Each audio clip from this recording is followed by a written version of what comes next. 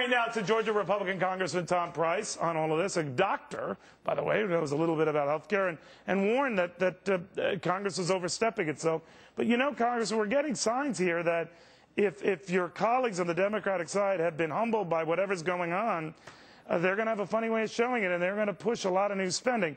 Now, that might or might be good or not, but we're going to see a lot more of it. What do you say? Sure.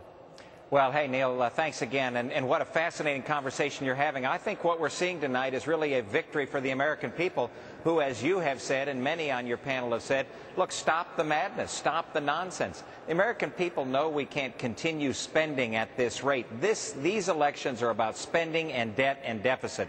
And if ever there was a message that was sent, it was sent tonight from Kentucky by the folks in Kentucky who sent Rand Paul, an individual, as Jonathan said, stood up firmly for free market capitalism. What a wonderful tone that he is setting that says, look, we're the greatest nation in the history of the world, and we got there for certain reasons. Let's adhere to those principles and those reasons. That's what the American people are saying tonight. All right, I do want to update folks, Congressman, if you don't mind indulging me here, that Jack Conway has defeated Lieutenant Governor Daniel Mungiardo in the Kentucky Senate Democratic primary, so he's going to face Rand Paul in the fall. Now, Rand Paul has already indicated, going to be a great race. It is going to be an interesting race, that he's not going to move one iota to the middle, which is typical in a general election. What do you make of that?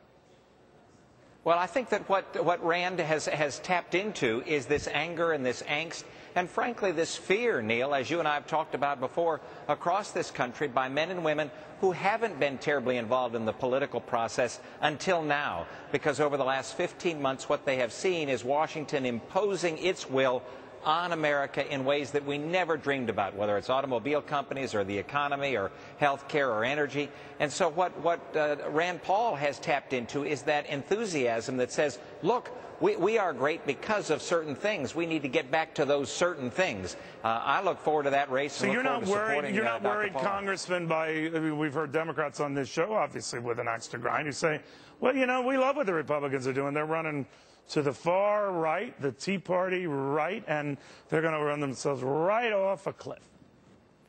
Well, when you have bills passed like the health care bill where the American people by a poll of 58 to 31 still say that what the other side did was the wrong thing, look, the American people are wise, and we need to trust them at the polls, and they will speak loudly.